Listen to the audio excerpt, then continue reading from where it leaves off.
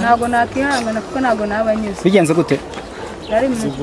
Ni umwe mu bagore batuye mu murenge wa Gatsata akagari ka Nyamabuye mu karere ka Gasabo mu mujyi wa Kigali bavuga ko hari ubwo abagabo bahugira mu nzoga cyangwa akazi bakibagirwa kunoza igikorwa cy'abashakanye cyo gutera akabariro. Ibi ngo bituma bamwe mu bagore bahitamo gushaka abandi baryamana bazwi nk'abapfubuzi biganjemo abasore bagifite imbaraga bazi gusambana. Kugira ngo mbe umutinganyi sinago najya kwishaka byinshi cyane byatuma muca inyuma. Nk'ibihe by'ibanze?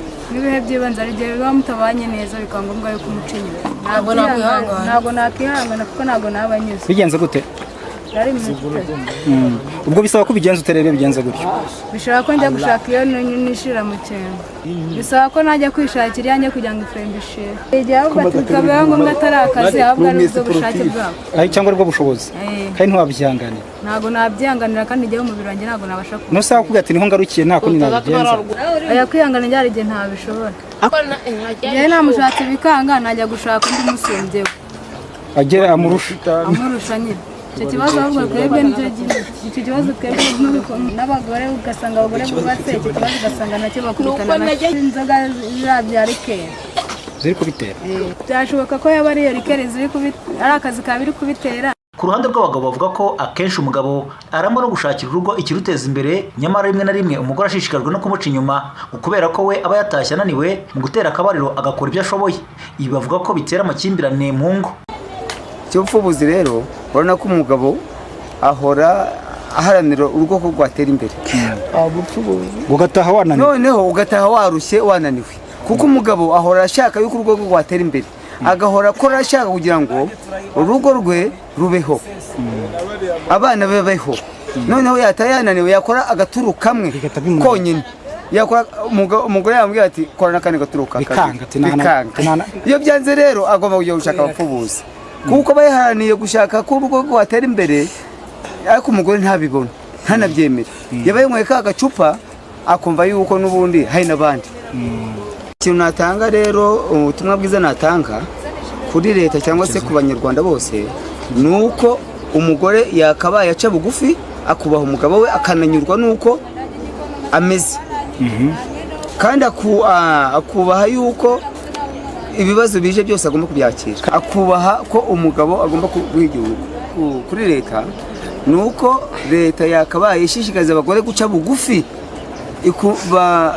bakabwira abagore yuko bagomba guca bugufi bakumvira abagabo babo. Kenshi abagore bitwara nabi kubera yuko abona wa mugabo niba wenda yakureba ingabe yiriwe mu buyede kaguca inyuma. Ubwo rero urumva ko kwakurabuka kw'ibyiza aba ari kubona bituma aca umugabo inyuma ugasanga nk'ubu ngubu hari n'umugore uba ufite amafaranga yarega bashaka umupfubuzi.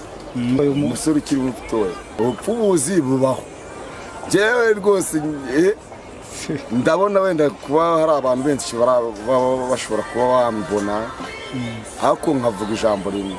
Jewe nk'ubu nari ndi kwinywera akayoga umumere mbona nkubise n'irindi cupa byarangiye ashaka kumbwira ati ewana none bimeze bite. Namubwira ati ariko mere umukobwa wawe ko ndabona umukobwa wawe ndabona rwose ari inkumi. Ubwo ngubwo ngiye yifuzaga ko twaryamana ashaje. Icyo gihe noneho ye byanarenza namenye n'imodoka ya boss twari turaho ngaho ari kunyirukana n'amabuye namutsinze muri ribi.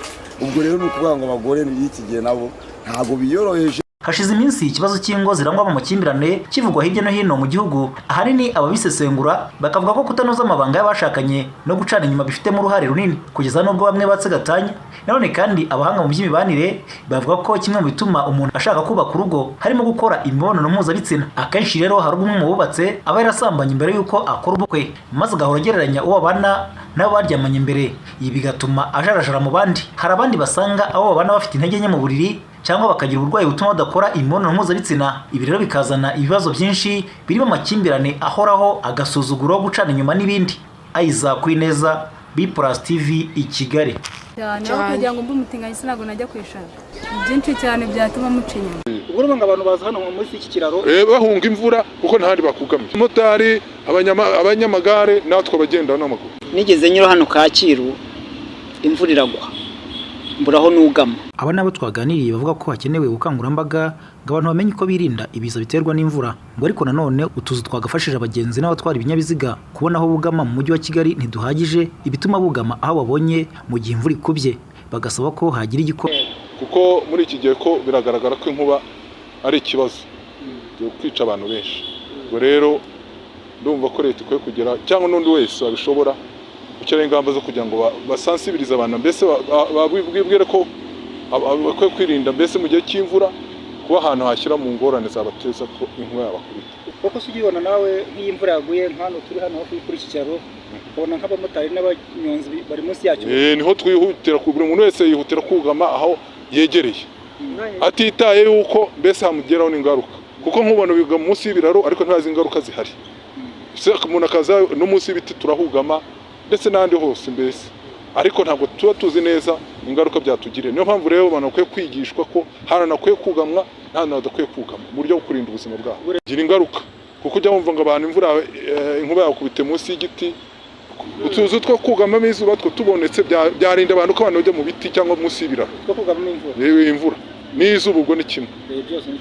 Ubwo urumva abantu baza hano munsi y'iki kiraro bahunga imvura kuko ntahandi bakugamye. Motari, abanyamagare natwe abagenda n'amaguru. Nigeze nyura hano Kacyiru, imvura iragwa mburaho n'ugama, ngiye kugama umusekretari ambwira ngo ntibyemewe, nta kibazo kirimo dukingurire twugame. Aravuga ngo ya nta burenganzira mfite bwo gukingura igipangu kugira ngo uwugame, demera ngenda nyagirwa ko nakarengane.